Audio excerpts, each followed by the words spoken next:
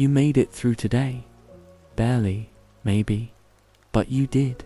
If you're the kind of person who keeps going long after everyone else has stopped watching, who carries the house, the job, the worry, the weight of people who don't even know how tired you are, this is for you. Tonight, you're exhausted. Not the kind of tired sleep fixes in an hour. The kind that's been building for weeks, maybe longer. I know that tired. I've laid in the dark before, body still, mind still running, wondering who was going to hold everything up if I finally let go. Nobody tells you how heavy that gets. So here's what I want you to hear before we go any further. You don't have to hold it up anymore. Not tonight. Let God hold you while you sleep. Really hold you the way you used to be held before the world taught you to carry everything yourself. That's what tonight is for. Not fixing. Not figuring anything out. Just resting in hands stronger than yours. Let's pray together now. Not the kind of prayer you rush through before falling asleep out of habit. A real one. Slow, honest. The kind you say when you finally stop pretending you're fine. Close your eyes if you haven't already. Let your shoulders drop just a little. Let your hands rest open instead of clenched around everything you've been trying to hold. Lord, I come to you tonight the way I am, not the way I wish I were, not the version of me that has it together, that smiles through the exhaustion, that says I'm fine one more time because it's easier than the truth. I'm tired, Lord, not just in my body, though that's true too. I'm tired in the part of me that keeps showing up even when I don't know how. In the part that's been carrying more than it was built to carry, for longer than it should have had to. You know what today cost me. You saw the moments I didn't say out loud, the ones where I smiled and meant it a little less each time, where I said I'm okay and felt the words get heavier in my mouth. You were there, even when I forgot to notice you, even when I moved too fast to feel your presence beside me. I don't want to carry it into the night, Lord. I don't want to lie here running through everything I didn't finish, everyone I let down, every worry that circles back the second the lights go out. I don't want to replay the conversation I should have handled differently, or the moment I snapped when I meant to stay patient, or the quiet ache of feeling like I'm behind in a life that keeps moving whether I'm ready or not. I want to lay it down. All of it, right here, in this room, in this bed, in this small pocket of stillness you've made space for. So I'm asking you, not because I've earned rest, but because you've never asked me to earn it. Hold me tonight, the way a father holds a child who's finally stopped fighting. Sleep, still, quiet, safe, the kind of hold that doesn't need explaining, only receiving. There's a kind of tired that sleep alone can't touch. You know that kind.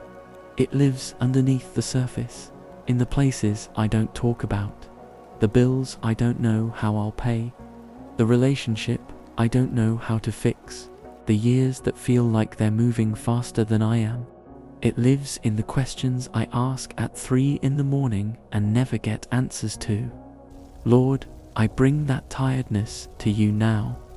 Not to explain it, not to justify it, just to set it down, the way you'd set down something too heavy to carry another step.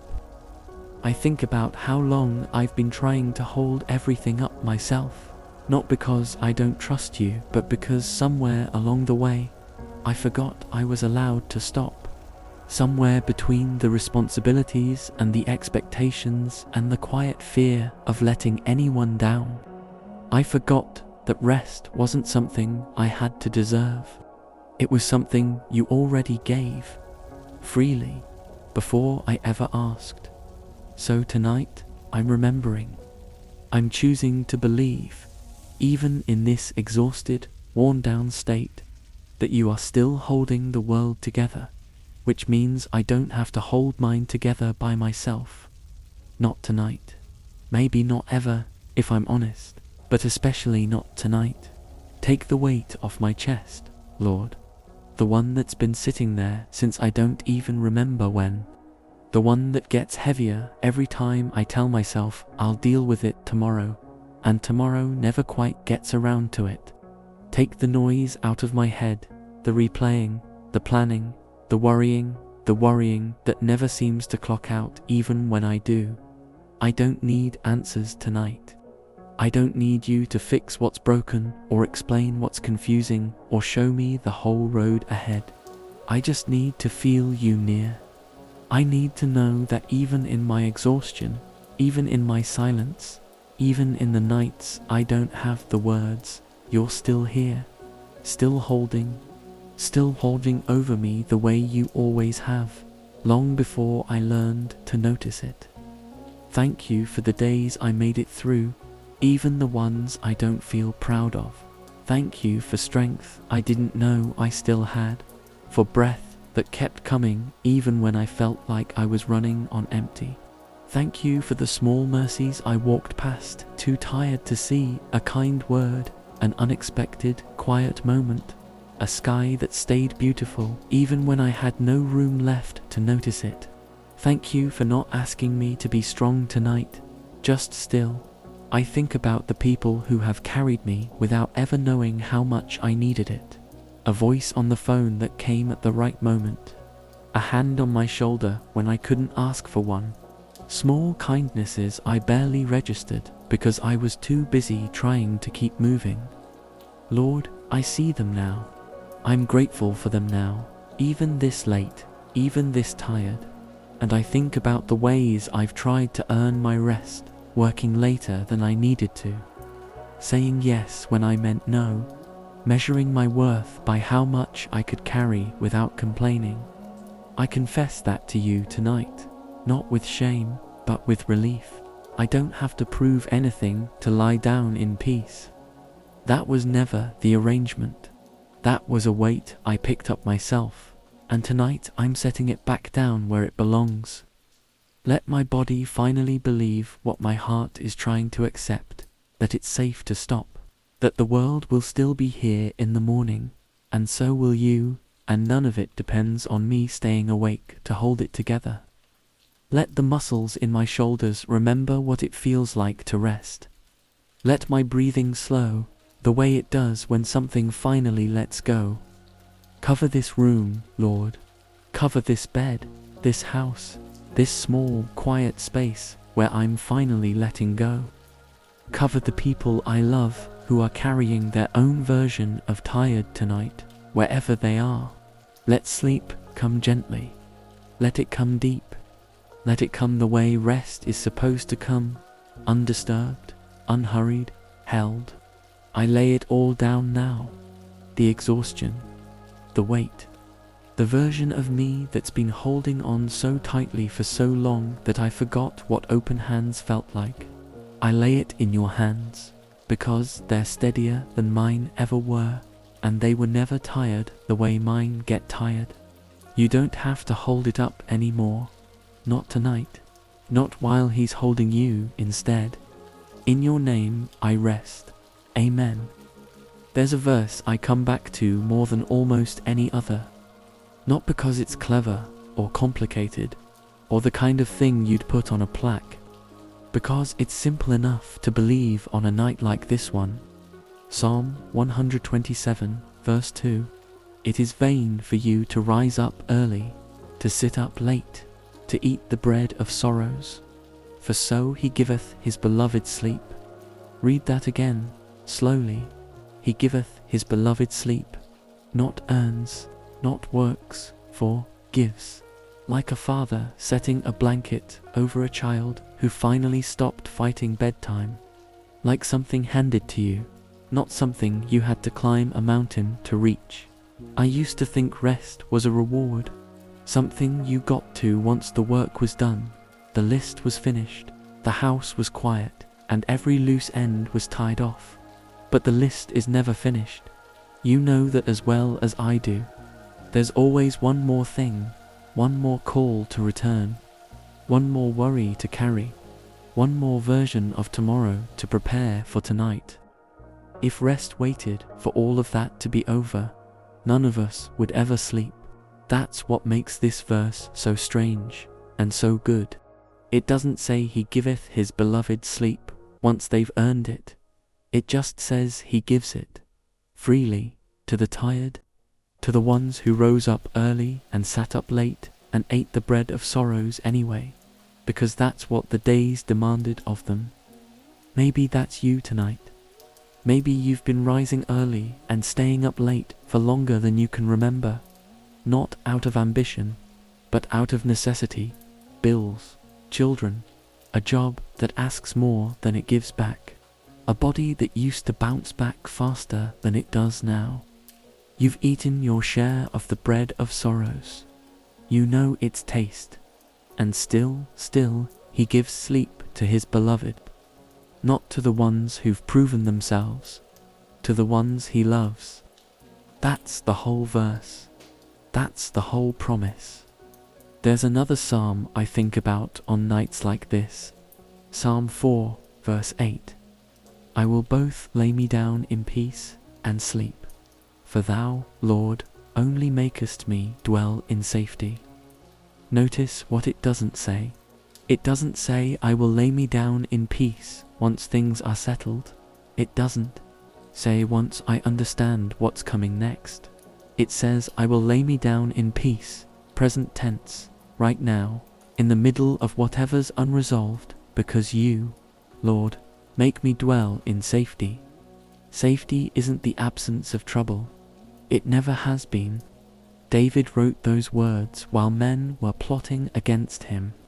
He wasn't safe because his circumstances had calmed down. He was safe because of who was holding him while they hadn't.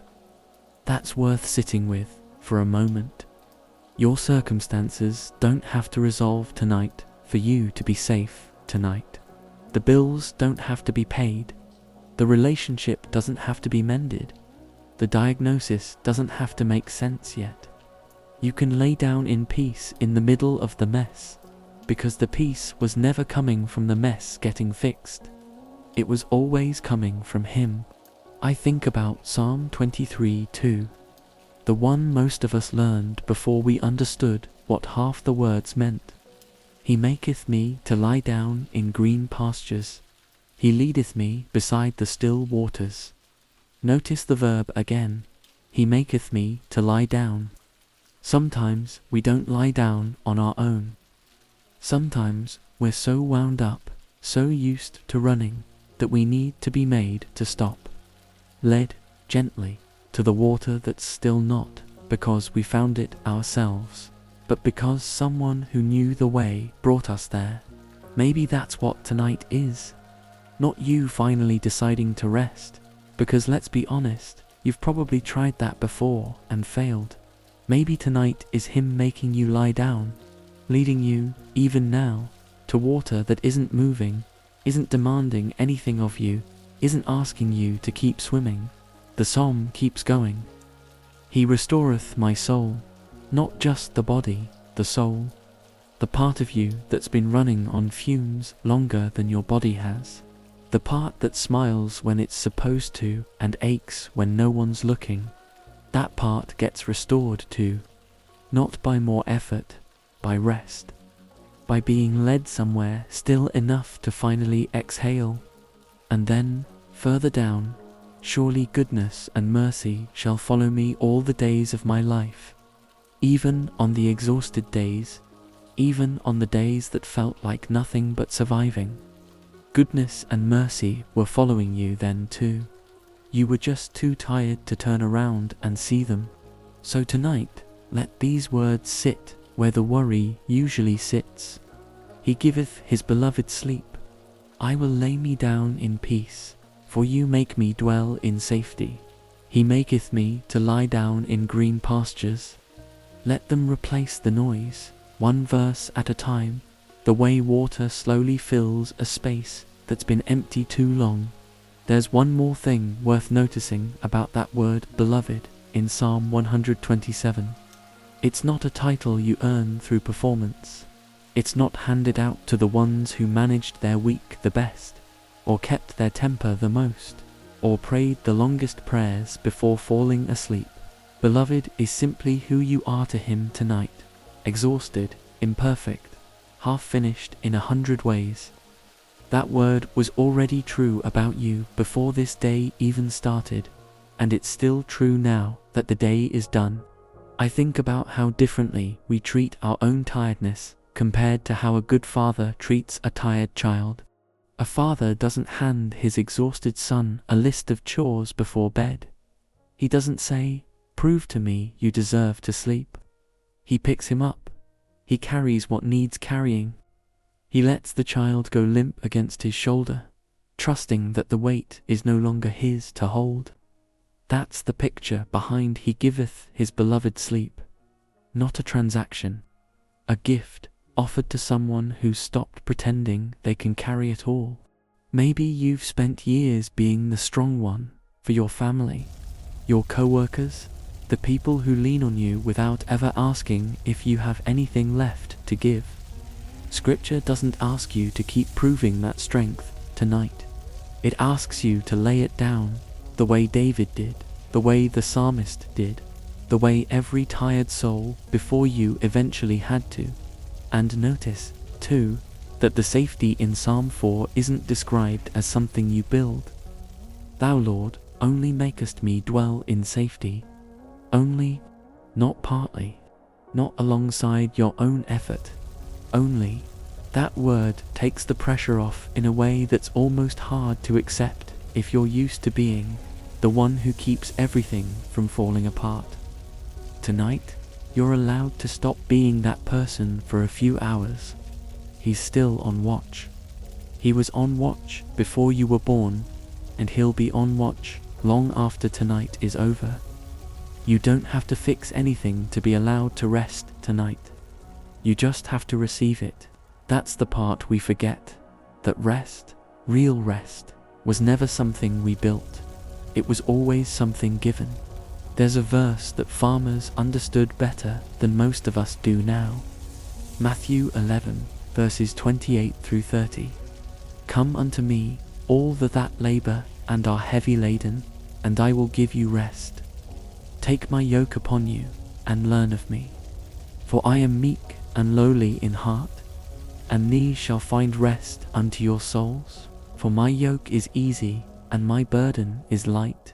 A yoke was a wooden frame laid across the necks of 2 oxen so they could pull a plow together. Any farmer from Tennessee to the Dakotas could tell you, a yoke only works right when it's shared. 1 ox straining alone under a yoke built for 2 will wear out fast. Neck raw, legs trembling, pulling weight that was never meant to be carried solo. That's most of us. Most days, we've been pulling alone under a yoke built for 2, trying to move a plow through ground that keeps getting harder, and wondering why we're so worn down by sundown. We call it responsibility. We call it just how life is. But Jesus called it something else. He called it heavy laden, and He didn't say power through it. He said, come unto me. Take my yoke upon you, He says. Not remove the yoke, take His. Because the work doesn't disappear when you come to Him. The bills still need paying. The family still needs tending. The job still needs doing. But the weight shifts. You're not pulling alone anymore. He steps into the yoke beside you, and for the first time in longer than you can remember, half the load isn't yours to carry.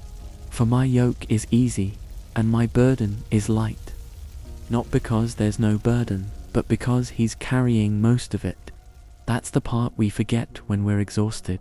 We think the invitation is to lay everything down and do nothing. It's not. It's to stop pulling alone. There's another verse I think about even more on nights like this one, Deuteronomy 33, verse 27. The eternal God is thy refuge, and underneath are the everlasting arms. Underneath not beside you, watching from a distance, underneath, holding you up from below, the way a father holds a sleeping child, so the child never even feels the ground. Think about what it means for arms to be underneath you right now, tonight, in this exact moment. It means you're not actually falling, even if it feels that way sometimes. It means the exhaustion, the worry, the weight you've been carrying, none of it is going to be the thing that finally drops you, because there's something underneath that was never going to let you hit the ground in the first place.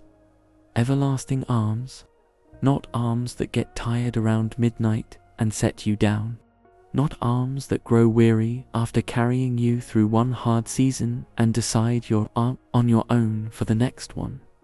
Everlasting, the same arms that held Abraham, the same arms that held David through nights far darker than this one. The same arms, right now, underneath you. I think about how children fall asleep in a parent's arms without a second thought. They don't check first to see if the arms are strong enough. They don't ask whether they've been good enough that day to deserve being carried. They just go limp, trusting completely, because some part of them already knows they're safe. That's the picture Scripture keeps giving us, not a God who demands we prove ourselves before He'll hold us, but a God whose arms are already underneath, whether we've noticed or not. Isaiah says something similar in his own way. Isaiah 40, verse 29, He giveth power to the faint, and to them that have no might He increaseth strength. Notice who this verse is written for. Not the strong, not the ones who have it together. The faint, the ones with no might left. If you feel like you've got nothing left to give tonight, you're not disqualified from this promise. You're exactly who it was written for. And then, a few verses later, the ones people love to quote but rarely sit with long enough to feel.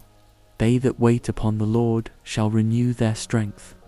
They shall mount up with wings as eagles. They shall run and not be weary, and they shall walk and not faint. We usually stop at the eagle part, the soaring part, the part that sounds impressive, but look closer at the order. First there's waiting, then there's mounting up, and after that, walking without fainting. Sometimes the miracle isn't soaring. Sometimes the miracle is just walking through tomorrow without collapsing, because, tonight, you finally let yourself wait, really rest, instead of pushing through on empty one more time. So take the yoke that's actually light. Trust the arms that are actually underneath you, and let tonight be the waiting Isaiah was talking about, not passive, not wasted time, but the exact posture that renews the strength you've been trying to manufacture on your own for far too long. I think about Earl, a farmer I heard about once out in eastern Tennessee, who used to say the difference between a young ox and an old one wasn't strength, it was knowing when to stop fighting the yoke. The young ox strains against it, pulls sideways, wastes half its energy resisting the very thing that was helping it move forward. The old ox learns to lean in, to let the yoke do what it was built to do. There's something in that for the rest of us. We spend so many years straining against help, convinced that accepting it means admitting weakness, when really it's just wisdom finally catching up to exhaustion. There's a reason Jesus described himself as meek and lowly in heart in that same passage. He wasn't offering rest from a distance, the way a king might toss down provisions to people beneath him.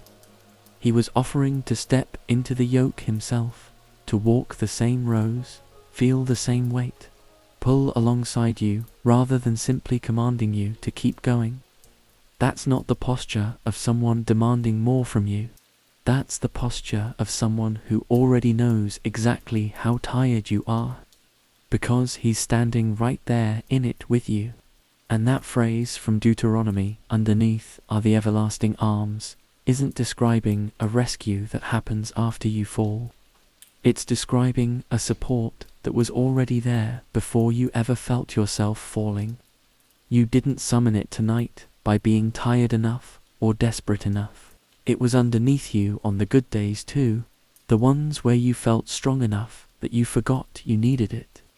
Tonight, you're just finally still enough to feel it.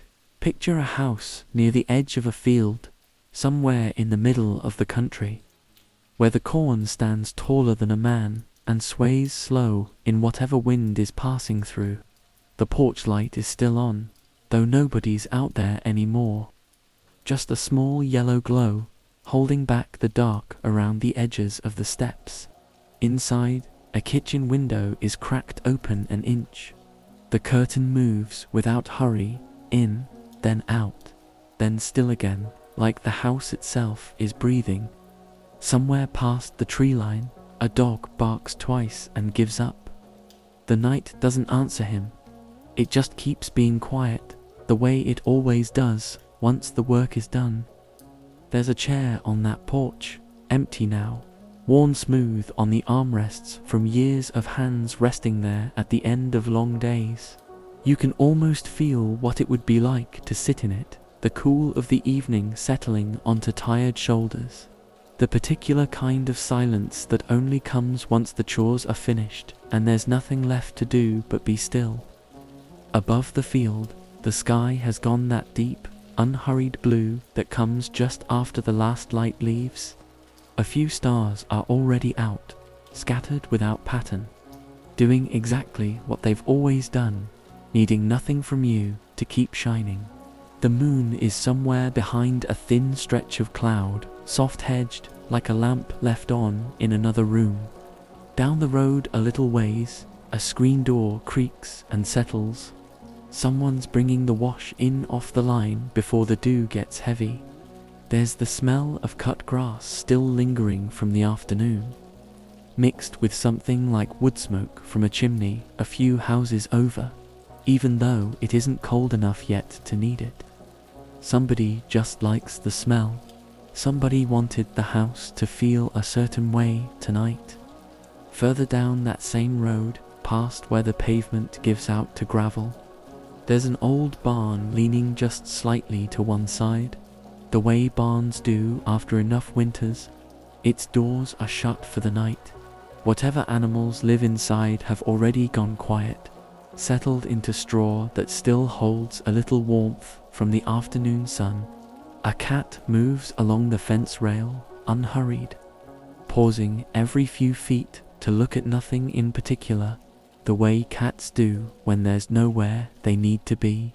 Crickets have started up in the tall grass past the fence line, not loud, not urgent, just steady, the kind of sound that fills a silence without breaking it.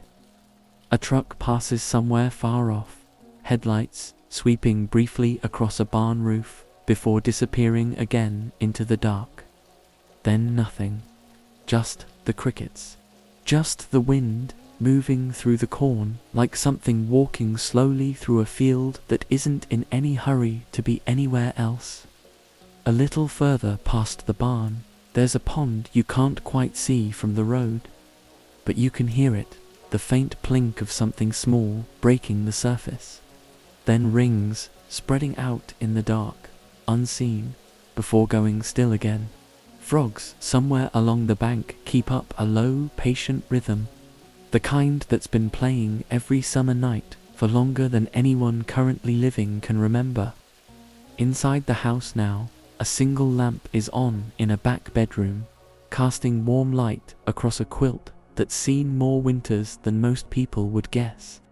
The kind of quilt stitched by hands that aren't around anymore, but whose care is still there in every uneven seam. The bed looks like it's been waiting all day for someone to finally lie down in it.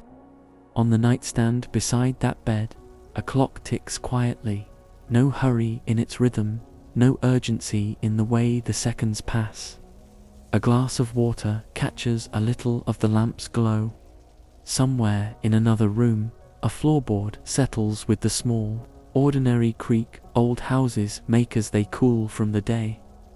Not a sound that startles you, just one that reminds you the house itself is winding down too, the same way you are.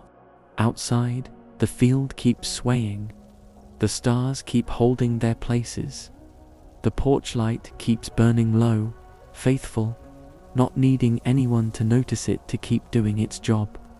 Everything out there is at rest, in its own way, not asleep exactly, but settled, unbothered, held in place by something steadier than itself. And somewhere above all of it, above the field, the porch, the quilt, the tired hands that made it, there's a quiet the psalmist wrote about long before any of this house existed.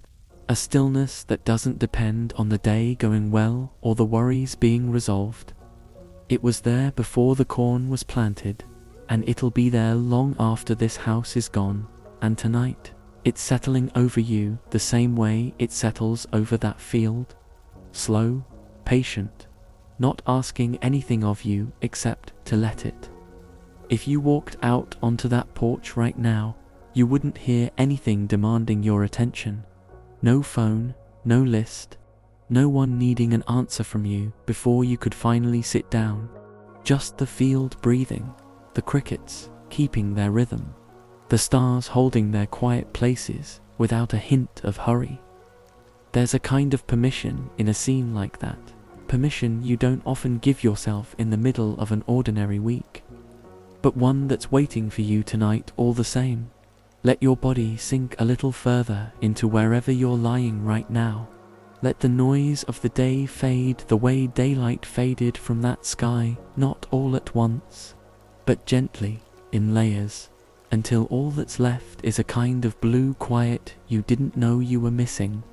You don't have to hold anything up tonight. Not the field, not the house, not yourself. Just rest the way that porch light rests. Burning low, steady, unafraid of the dark around it, because it was never meant to outshine the night, only to keep a small, faithful glow going until morning finds its way back. Let the picture stay with you for a while. The corn swaying, the crickets keeping time, the lamp glowing soft in that back bedroom, waiting for someone tired enough to finally stop fighting the day and lie down in it.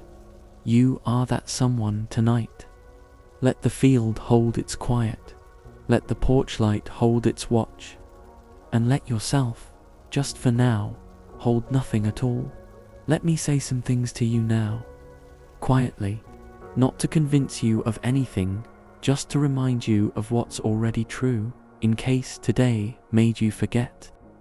You did enough today, even on the parts that felt unfinished. Even on the conversation you wish had gone differently, the task that got pushed to tomorrow. The moment you lost your patience with someone you love, you did enough. The day didn't need you to be perfect. It just needed you to show up, and you did. You are allowed to be tired. Tired doesn't mean you're failing. It doesn't mean you're weak or falling behind, or doing life wrong while everyone else has it figured out. It means you've been carrying real weight for real reasons, and your body is finally telling you the truth your pride's been avoiding all day. You don't have to hold it up anymore. Not the schedule, not the worry, not the version of tomorrow you keep rehearsing in your head, like running through it enough times will make it easier when it comes. Set it down. It'll still be there in the morning, and so will the strength to face it, strength you don't have access to right now, because right now isn't for facing anything. Right now is for resting. You are not behind. Whatever measuring stick you've been using, other people's pace, other people's houses, other people's lives that look easier from the outside than they probably are, put it down tonight. You are exactly where you are. That's not a failure. That's just where the road brought you. You don't have to compare your tired to anyone else's. Your exhaustion is real, whatever it looks like from the outside.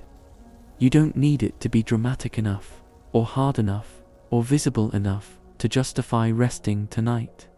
Tired is tired. Yours counts.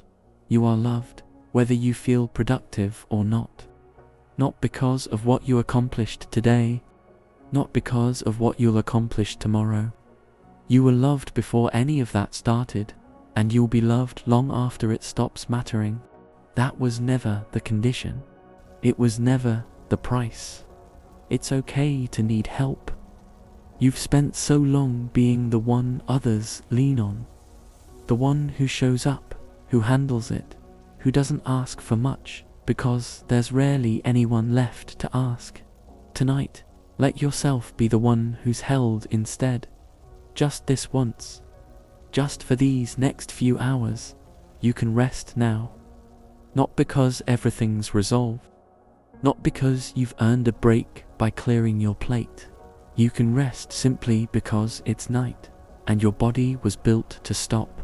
And there is someone awake right now who doesn't need you conscious to keep the world spinning. You are not alone in this.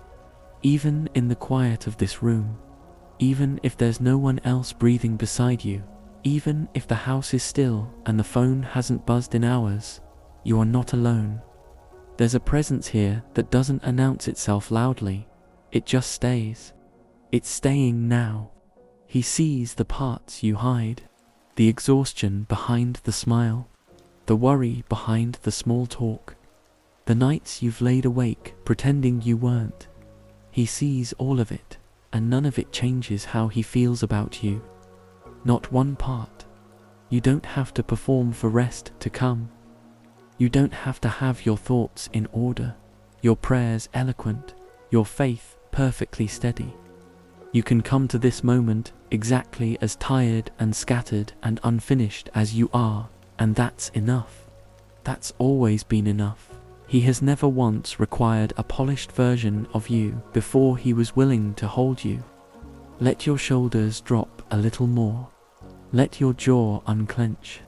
Let the grip you've been holding on everything your day, your worries, your need to keep it all together, loosen. Just slightly, just enough to feel what it's like to not be gripping anything at all. He is not disappointed in you tonight. Whatever you didn't get to, whatever you got wrong, whatever version of today you wish you could redo, he is not standing over you with a list of complaints. He's simply here, the way he's always been, waiting for you to finally stop long enough to notice. Your worth was never up for negotiation, not based on how the week went, not based on how much you got done, how well you held your temper, how close you came to the person you're trying to be. You were valuable on your best day, and you're just as valuable tonight, exhausted, imperfect, half a step from sleep. You don't have to earn tomorrow's grace by having tonight figured out. It's already been decided. It's already been given. You don't need to solve anything before morning for it to still be there, waiting, fresh, unearned in the best possible way. You're allowed to stop thinking about it now. Whatever it is for you tonight, the finances, the diagnosis, the relationship, the decision you keep circling without landing, it will still be there tomorrow, and so will the strength to face it. Tonight isn't for solving. Tonight is for setting down. Nothing about your exhaustion surprises him. He's not up there wondering how you got so tired, or judging the pace of your life, or wishing you'd managed things better. He's simply here, present, unsurprised, ready to hold what you can't carry another minute. You are still growing, even in the seasons that feel like standing still. Rest is not the opposite of progress. Sometimes rest is the progress, the quiet, invisible kind that doesn't show up on any list, but matters more than most of the things that do. There is nothing you need to fix before you're allowed to sleep. Not one thing, not tonight. There's more I want to tell you about what happens in the quiet hours, when the noise finally settles and it's just you and him and nothing left to perform. But that's for a little further down this road we're walking tonight. For now, Just let these words settle where the worry usually lives, and let yourself believe, even for a few minutes, that you are held. Now let's just be quiet together for a while. Not silence that feels empty, silence that feels held. Let your breathing slow, in and out. There's nowhere else you need to be right now, nothing else you need to think through. Feel the weight of your body against the bed, heavy, settled, safe. If your mind starts to wander back to the day, to something unfinished, something you're worried about, just let it drift past. You don't have to follow it, not tonight. You are being held right now. Underneath you, arms that don't get tired. Let your hands unclench. Let your jaw soften.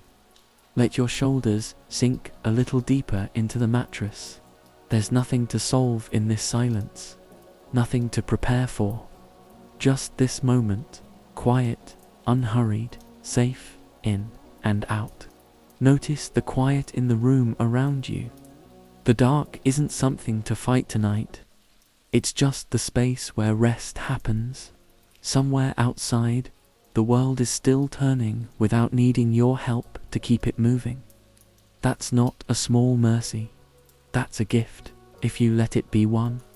In and out, the house is still. The night is still, and you can be still too. You don't have to hold anything up right now. Not one thing. Just breathe. Just rest. Just let the quiet do what it was always meant to do. He is here in this silence with you, closer than the breath you just took. There's no performance required here. No words needed. Just presence, meeting presence in the dark. Let your eyes grow heavy.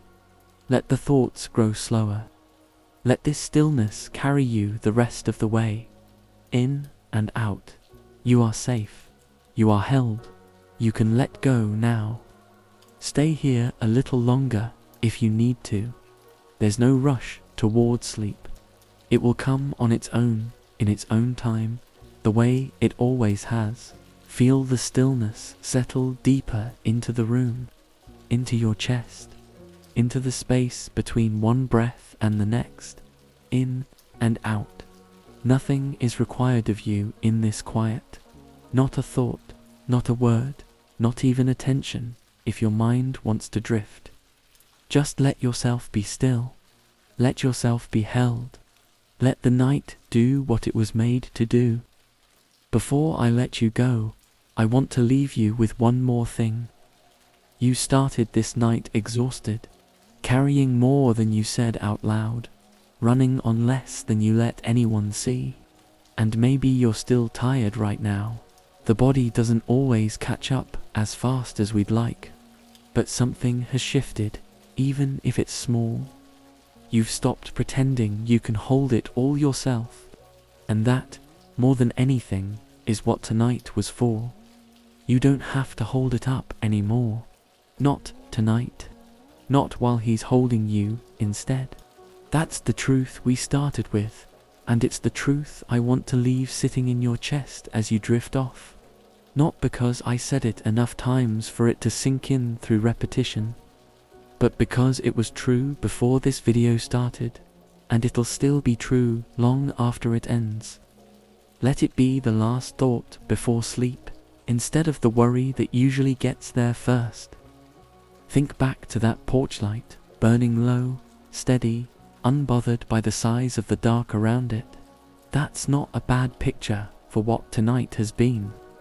A small, faithful glow, doing exactly what it was meant to do. Not because the darkness demanded it, but because that's simply what light does when it's allowed to just be light. You don't have to outshine your exhaustion tonight. You just have to let the small, steady presence of God do what He's always done. Hold the space until morning finds its way back. I think about that field too. The corn swaying without hurry. The crickets keeping their patient rhythm long after everyone's gone inside. Nothing out there was working to earn its stillness. It was simply still, because that's what night calls things to be. You're allowed that same permission tonight, not to work your way into rest, but to simply let the night do to you what it does to every tired field, every quiet porch, every house winding down after a long day. I think about the yoke again, the one built for two, the one you've maybe been trying to pull alone for longer than you meant to. Tonight, you set it down, even if just for these next few hours. Tomorrow it'll still be there, and so will he, ready to step back in beside you the way he never actually left. And I think about those everlasting arms underneath you the whole time you've been listening, not because you asked correctly, or prayed the right words, or did enough today to deserve the holding. Underneath you simply because that's where they've always been. Before this video, before today, before you knew to look for them. I think about the beloved in that psalm too, not a title reserved for the ones who prayed longest or worked hardest, but simply who you already were before any of this started. That word didn't change tonight. It doesn't change tomorrow either, no matter how the day goes, no matter how tired you get again by sundown. Beloved was never conditional. It's just been waiting for you to believe it on a night quiet enough to hear it clearly. Wherever you are right now, however tired, however unfinished the day still feels, let yourself receive what we've talked about tonight. He giveth his beloved sleep, not earned, given, freely, to someone exactly as worn out as you are right now. There's a kind of ritual in nights like this. Not a formula, not a performance, just a rhythm your soul starts to recognize. The way your body recognizes the weight of a favorite blanket. Lay it down, breathe, receive, rest. That rhythm doesn't change from night to night, and that's exactly the point. Some things are allowed to stay the same, especially the ones that hold you together. If you found your way here tonight because you were exhausted in a way that felt too heavy to name, I hope something in these words reached the place words don't usually reach. I hope somewhere between the prayer and the psalms and the quiet, you felt the weight shift, even slightly. That's not nothing. That's the beginning of rest. I think, too, about all the nights before this one. The ones where you made it through without anyone telling you that you were allowed to stop. The ones where you carried what wasn't yours to carry, simply because no one had ever said otherwise. Tonight is different. Tonight, someone said it plainly, and I hope it found you at the right moment. The way these things sometimes do when we least expect them to. Let your body settle now, fully, into whatever's holding you. The mattress, the pillow, the quiet of the room. Let your breathing find its own slow rhythm, the one that only shows up once the mind finally stops rehearsing the day. There's nothing left to prepare for tonight, nothing left to solve. Just this stillness, held by something steadier than you. You don't have to hold it up anymore. Let him hold you instead. Tonight, and every night, the exhaustion comes looking for you again, because it will come looking again. That's the nature of the days we live. But so will this rest, this stillness, this quiet reminder that you were never meant to carry it all alone. There's something I want to tell you next time we meet like this, about what it looks like when the exhaustion isn't just for one night, but for a whole season, and how rest still finds its way in even then. But that's a conversation for another quiet hour. Tonight, just close your eyes. You are held, you are loved. You can rest now. Whatever tomorrow brings, it will find you rested enough to meet it. Not because tonight fixed everything, but because tonight reminded you who's actually been carrying the weight all along. That's enough. That's always been enough. Good night. and may God hold you exactly the way you need to be held.